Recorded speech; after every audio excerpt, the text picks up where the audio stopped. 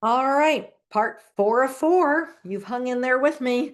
This part, we're going to be going over the 8-point strategy of deception, which is what Dr. Nathanson commissioned me to do, teach America the strategy of how he deceived our nation with this propaganda. So I'm going to share my slideshow.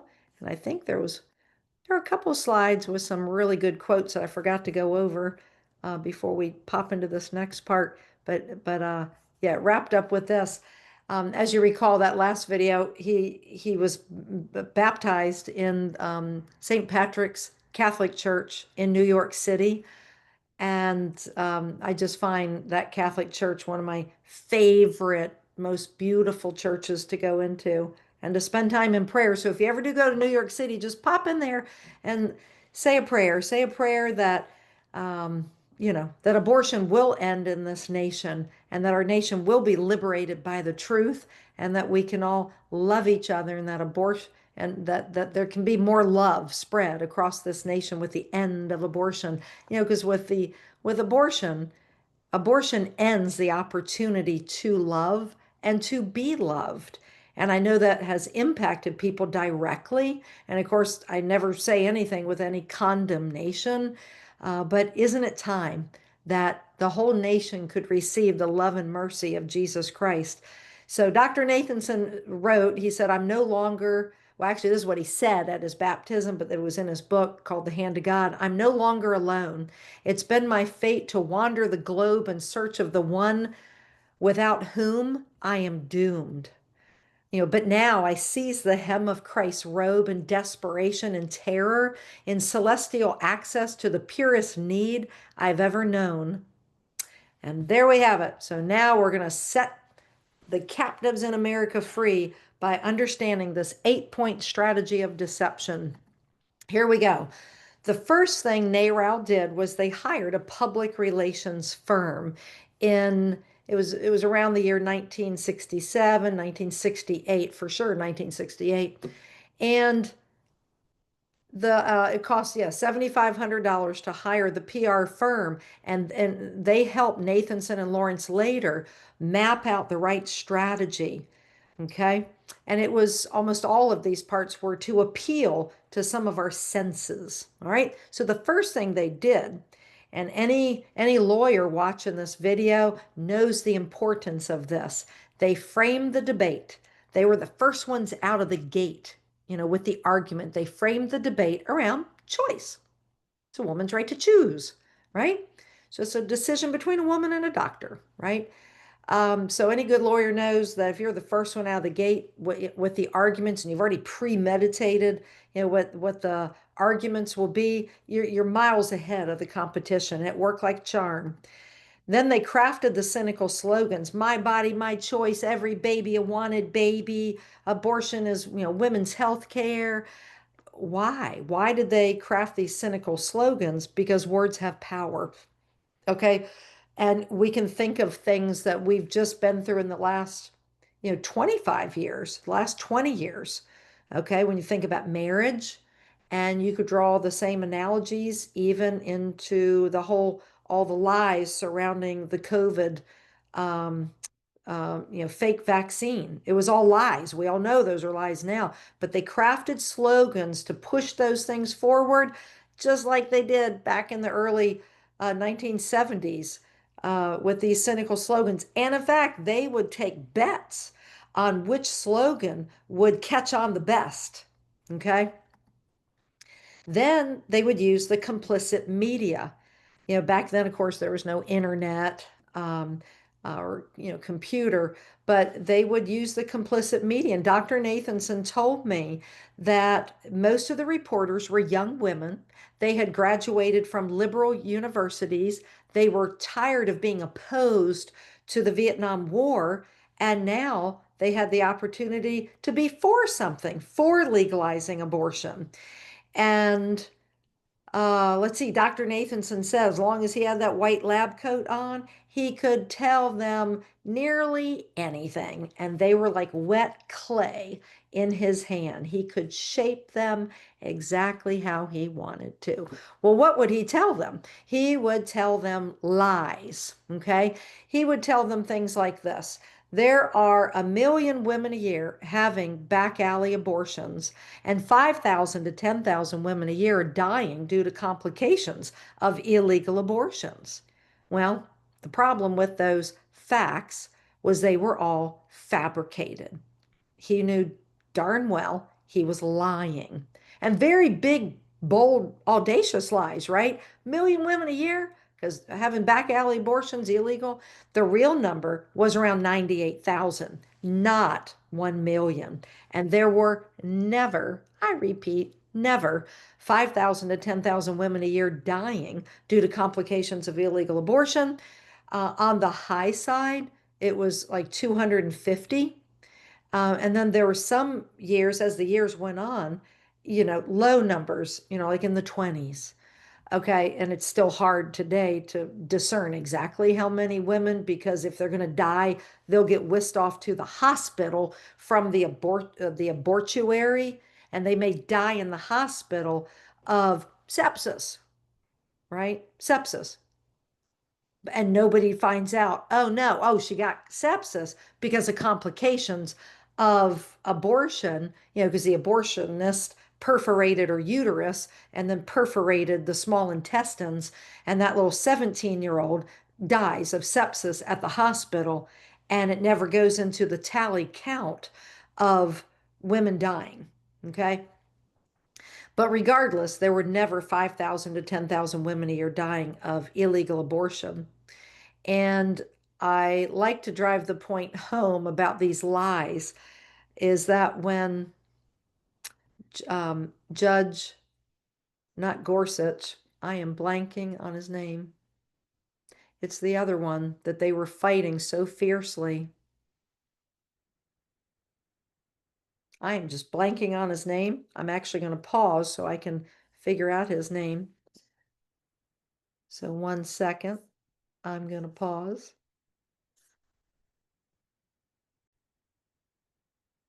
All right, I remembered it.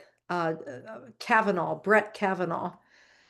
So I remember watching the hearings, the Senate hearings, and it was Senator Dianne Feinstein who was just blowing up over Brett Kavanaugh, and she got all the lies of yesteryear mixed up.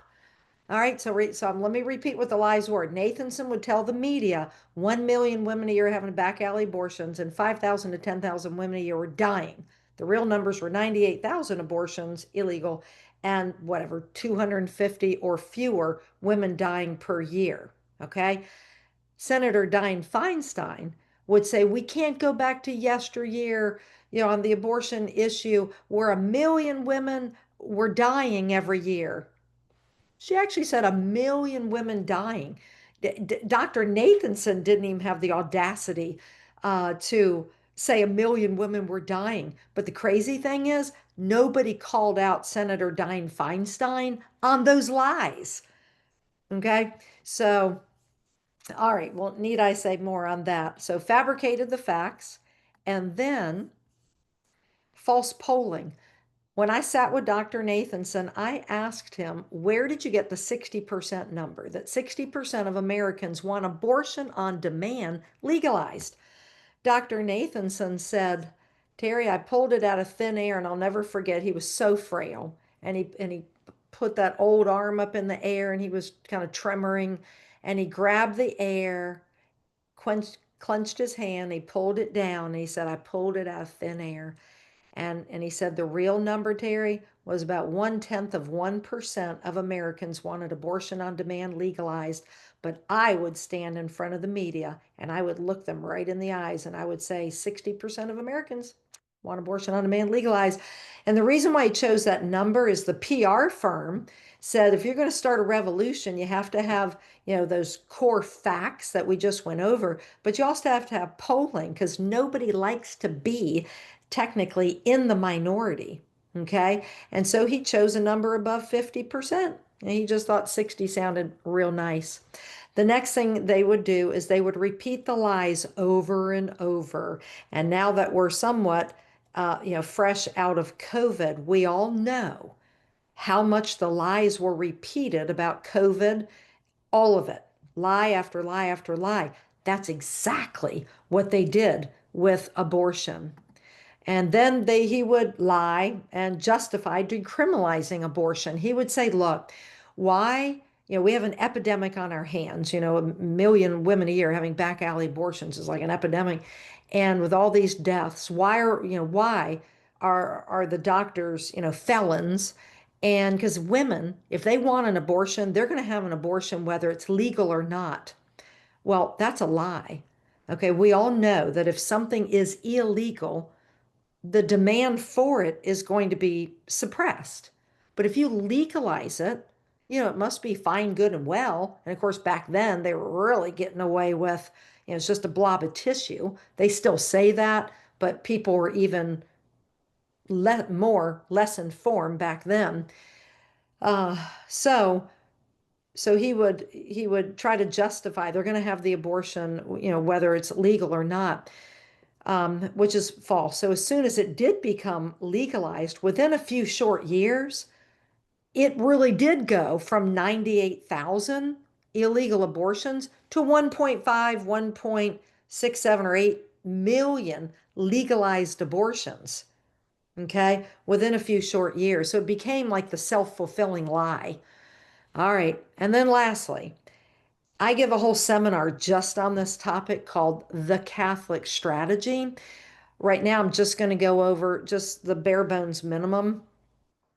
But NARAL was formed in New York State. And what does New York have? Lots and lots of Catholics and lots of voting Catholics. So NARAL needed to devise a plan to convince even the pro-life Catholics that it's okay to go vote for a pro-abortion, have no problem killing babies candidate. They had to have a certain percentage of those Catholic votes in New York, or Lawrence Lader, being the savvy architect of all of this, he knew that the law, if they did flip the law, it would just get flipped back again. So the Catholic strategy, in the words of Dr. Nathanson in his last book, the book in 1984, 85, The Abortion Papers, he said the Catholic strategy was the central strategy, a keystone of the abortion movement. Okay. And I think for the sake of brevity, I'm just going to just say it's called the Catholic strategy. I'll be making a video explaining in depth the 4 parts of the Catholic strategy. Okay, it's going to be imperative for you to watch that video because it's impacted not just Catholics. Okay, they devised it so they could target Catholics and confuse millions of Catholic voters. And guess what? They are confused. About half of Catholic voters go vote for candidates who support baby killing. Okay? It's important to call a spade a spade. And so be on the lookout for the Catholic strategy video. Okay? I'll be uploading that soon.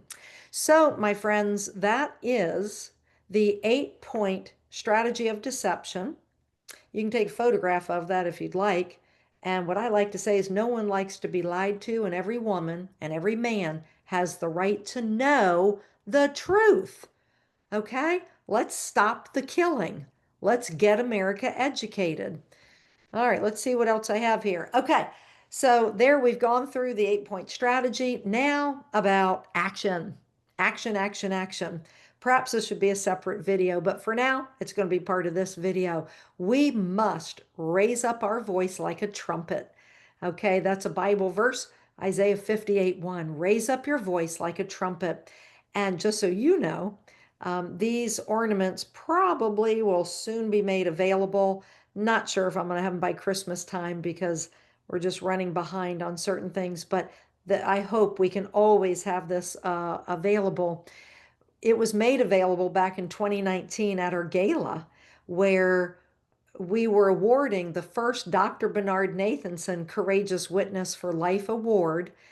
And the very first recipient of this award is President Donald Trump. Because by the end of that year, 2019, he had done more for pro-life than, as far as I'm concerned, all the other presidents, or at least back as far as Ronald Reagan. Okay. So, but this is what we are supposed to be doing, raising up our voice. This is why we started the Raise Up Your Voice online community. My hope is that this will become a close family, if you will, a close family of pro-lifers who understand the relevance of this story being made widely known. So I encourage you to stay engaged with the community. It's only going to get better. We just started it. And I had to start it because I was speaking somewhere and we just went ahead and launched it, even though I didn't even have the content up. But be that as it may, just journey with us as we blow this up big. Invite your friends, invite your family, and we need you to be the boots on the ground. And we're going to be sharing ideas all throughout, the next few months and years. And you'll be sharing your ideas of how you're utilizing our tools, what's working, maybe what's not, seeking different ideas in this community. And the really cool thing is you're going to be making friends all across America because that is how this works. Okay. You have found a home for you to get engaged, get better educated. And so you'll be seeing the other videos we'll be putting out. I'll do one on the Catholic strategy. I'm going to do another one on Marxist feminism and a few others. So, but you're at the right place at the right time. Please share our website, share the invitation to raise up your voice, and be checking into the group on a regular basis. Give us your thoughts and just get engaged. Okay. We welcome you. We love you. We want you part of this. And right now, I know we're taking the first 100 people. We're going to develop a tight community for that first 100 people. And I'm not sure where we're at right now, but come and join, invite your friends and family, and let's raise up our voice like a trumpet and set America free. And so before I sign off, I should have already done that. So anyway, so from my heart to your heart, this has been a super long journey. And I do believe, though, this is what God wants, because every time, and I will tell you most sincerely, every time I thought I would quit, okay, God shows up in one form or fashion, does something that I know that only happened because God knows how to keep me motivated. And I'll be writing book number 2 about that. And it's Romans 8:28 that all things work together for good to those who love the Lord and are called according to his purpose. Well, imagine this. Dr. Nathanson became a baptized Catholic Christian. He became a child of God, and God is using this story for good. Okay. I want you to get some fact check booklets, go in with friends and get a whole case because quite frankly, that's the most economical way of doing it. But, at least get one, if not get a whole case. But we've seen people literally pivot to the pro-life side because they've read the fact check booklet. Okay. So many good things are going to happen. I'm so excited that you've watched all 4 of these videos. Give us your comments. That's how use the group. Comment, share your thoughts. And I look forward to getting to know you. All right. God bless and see you soon. Bye-bye.